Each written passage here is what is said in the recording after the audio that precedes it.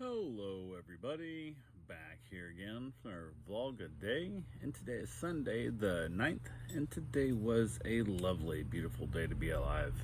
Got up this morning fairly early, still had a dog here, wasn't supposed to be, but it is what it is. So the plans I had for today, we had a couple options depending on what my wife wanted to do, and they all got basically squashed down when I realized the dog wasn't going home until today. So got up this morning, got a couple things done, ended up out in the hot tub for a little bit, kind of relaxing, chilling out, getting my body stretched out and warmed up a little bit to start my day. Got a few things taken care of around the house, nothing real major, hung out here. Heard from the owners of the dog, they were coming to pick their dog up. They finally showed up here. Everything went well. They claimed they said they were picking the dog up today. I don't recall that conversation at all, but hey, what do I know? So it is what it is. They basically admitted they should have reaffirmed it when they dropped the dog off, but whatever. So we're now free for the rest of the day. They got here, I don't know, noonish or so. So we said, okay, cool, no big deal. Decided to head out to the beach, so we packed up our stuff. Got my wife's new hammock chairs that basically mount the receiver hitch, hangs two hammock chairs from it, and we drive over to beachside. We're like, no big deal. I got the cooler packed up, we got everything all ready to go. I got cigars, we got everything we want. Arrived there, and first gates, shut, go and drive on the beach, and I'm like, okay, must be high tide, not a big deal. So we turned to go on down, get the next one, it's closed also. And I'm like, well, I know like Crawford and Beachway, one of those two are like always open. I thought it was Crawford was always open. So I used to go to Crawford just because I had to worry about it. I knew it was going to be open even during high tides.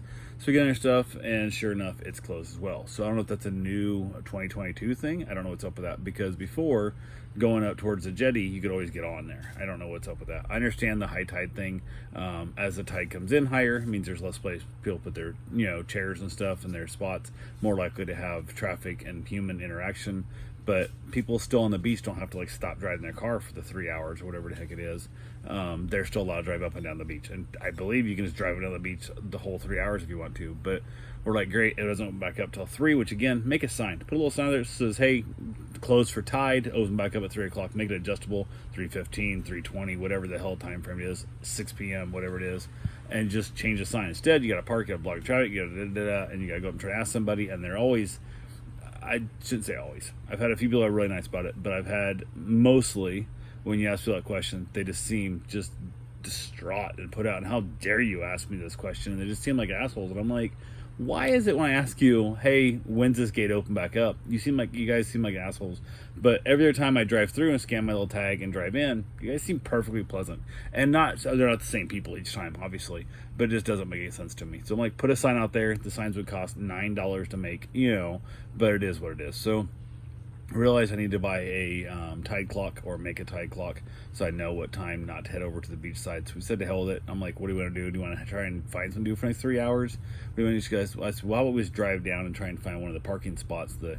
parking lots near the water, that we can still try our chairs out and basically hang out there. I thought about running on down to the seashore, to the nude beach, but I only had one extra chair in the truck. I didn't bring both, which I could have still went and just sat on the sand. Wouldn't have been a big deal, but it's said to hell. So we started driving down, checked a couple spots, and none of the spots backed into the water were open, which is what we're going to try out as our chair and look at the water. We thought about going over to like Riverside, or over to like the inlet over by the Three Bridges, that kind of thing, just somewhere just kind of look at a nice view and not have to worry about it too much. So kept driving south though, towards the National Seashore, and there's one last parking lot that I like quite a bit. There's like a volleyball court there and stuff and other things, but I was able to pull up in there, found a spot. It's like a big seawall, so you're looking up and over. You have a railing in front of you, but we backed up in there, threw the hammock chair in it, and then I was kind of backed up too close to the sidewalk, and it made it hard to get out of the chair, plus I blocked part of the sidewalk. So I got in the truck, pulled the truck forward, and that way we weren't blocking the sidewalk in that. We hung out there in the chair for almost 3 hours or so.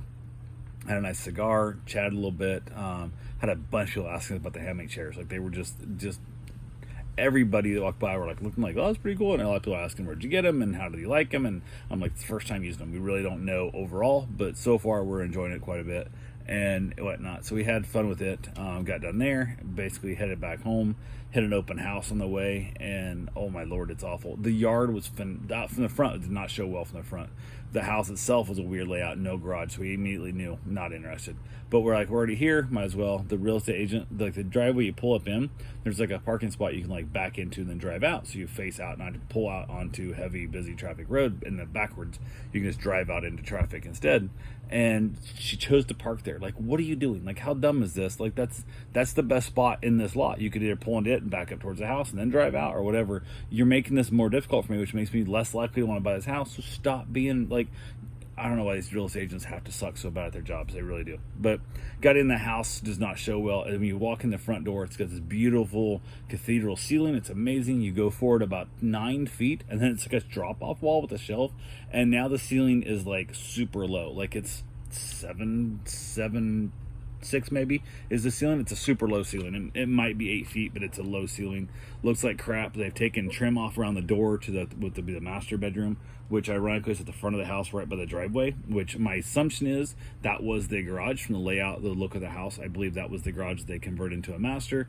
The bathroom was hideous. They've taken a bunch of trim off. There's holes in the walls. The walls are that super deep texture. They painted the walls like dark blue, like royal blue, and it just looks, oh my god, it looks awful. The bathroom in the back was like a pass-through bathroom, which is great to go out to the pool. And the pool all needs resurfaced. It's stained and gross and just awful.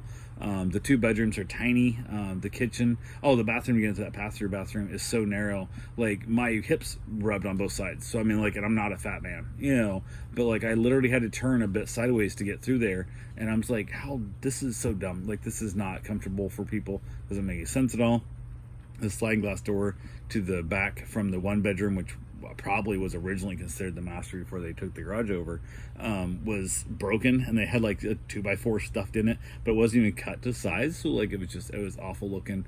Holes in the walls. They ran security system for all the sensors, and instead of like poking holes in the walls and snaking them through, or even going in the attic and snaking them through, they ran 3/4 inch PVC pipe outside the wall. So like they're just screwed, like they got hose clamps like just screwed into the wall and stuff. And I'm like, what are you doing? And the kitchen is like those 4 or 3-inch like floor tiles as the counter, and it looks like crap. It's a brown. The grout's awful. It's got a weird peninsula thing sticking off the side. It's just like a little table with a leg, no extra storage, no nothing. It's just, oh my god. The cabinets didn't look bad. The cabinets looked all right. The sink looked horrible. The counters, it was great.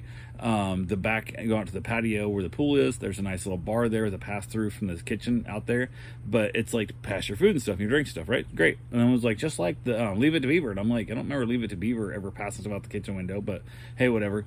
But they have a giant sink faucet right in the middle of that window, which defeats the purpose. So if I wanted to pass out, say, I don't know, a plate of sandwiches, I have to lift it up and over the sink faucet and then back down under the window where it opens. So I'm like, that's not enough room. Like, this becomes, now I can hand out a drink or a beer or whatever and stuff. But the best part of this whole thing is right on the sides of the bar, outside bar, which is fine. But 8 feet to the right, or if you're outside 8 feet to the left, is the walk-through door. So it would not be that hard just to walk over and get your drinks through the door. But especially if I'm trying to like set out like a buffet out there, like put my tacos or nachos or whatever, other thing, this and that, I have to be able to tilt it up over the faucet, which doesn't make any sense. So put the faucet off to the side of the sink, or just, I don't know, don't put the window there. It doesn't make any sense there as well. So get outside, and the yard is phenomenal. Holy crap, the yard is amazing. It's got a nice, the pool is small, needs complete remodel. The pool needs resurfaced, everything and stuff. It's kind of gross, but the yard is massive. This is beachside, guys. This is over on beachside past the Intercoastal, and this yard is huge. It's got tons of pavers. The tree roots have pushed them all up, so they're not level anymore and stuff. Need to be all taken back out and be reset and re-smoothed. But there's like this giant walkway. The yard's, I'd say, damn near as big as mine. Like, it's close to as big as mine. And this massive live oak right in the middle. This tree is stunning. The tree is worth 50 grand to me. Like, if I could have that tree in the middle of my yard, I would probably pay 50. I'd pay at least 30 to load that into my yard right now. And it was just this gorgeous, beautiful tree that I absolutely loved. It just had such character and atmosphere, and the shade it was given was amazing. They'd put a new shed up, assuming the old shed got screwed up in a storm, because it's now with a concrete slab was poured. They couldn't put a new shed on top of that slab. It's too close to the property line, so they move it back. So now you have half your slab on covered up by a new shed, and then the other half of the shed is put on top of some pavers that are sinking with no stairs. It looks like it's a new shed. Somebody dropped in there. It's in good shape, but they didn't level it right, because they didn't set it up on the concrete slab as the thing of what the pavers are. So now the shed's tilting forward, which makes the doors not seal and stuff, which is going to make the thing rot out. It's going to be a pain in the butt. They don't get it fixed.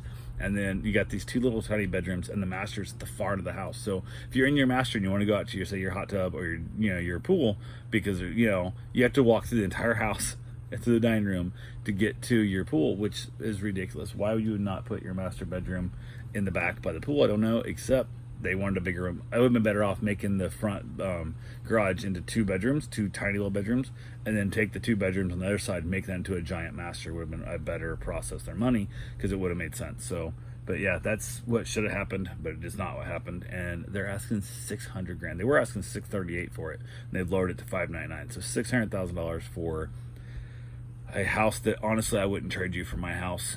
Straight up, if they offer me straight across, I wouldn't trade for it, because it needs so much more. My house needs work, but at least it's a work I know I need, and it's a better layout than that house is, and it has a garage. So my $250,000-$300,000 house, the way it sets right now, I would not trade for the $600,000 on Beachside straight up. So I could double my money. Now, if I had to keep it, now let me sell it. Yeah, I'll trade them out, and then I'll sell it for $525,000 and just dump the damn thing right away, and who cares, and go buy something else. But I wouldn't trade. That house is in horrible shape. And Beachside, if you want Beachside, I don't want Beachside, but if you did and you want to be over there and stuff, I'd say that house is $400,000, because the amount of work it needs. Because that house is probably a $700,000 house, fully refinished and put in the proper master, put in the garage off the side of the house. There's room on the side to put a garage up, but you're going to put $100,000 into it at least to do the work, and that's bare minimum, maybe a little more than that. So you're breaking even at that price. So, but anyway, that's all I got done with that. Just mostly killing time, and the agent was not good. She was asking just that weird, dumb questions, and just she was annoying, and it is what it is. So we headed back home, got here to the house, chilled out for a little bit, ended up outside, had myself a cigar. It felt weird coming home to no other dogs except my dog. I had no clients' dogs at the house, and that felt kind of weird. It was kind of strange. So went ahead, had ribs we were gonna make. I decided to do those tomorrow, just because why not? Got other things going today. We're going in and out, whatever. So we got a couple other things done. Watched a little bit of TV together. Ended up outside, chilling out in the evening. Had herself a nice little dinner.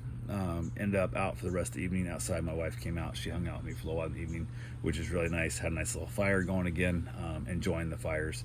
I need to do it more often. I'd kind of put it off for a while, so now I'm getting, I don't know, I'm probably 4 or 5 fires in a week. So definitely enjoying that quite a bit. So anyway, that's all I got for right now. I will talk to you guys tomorrow. Have yourself a safe, wonderful day. Thanks for watching.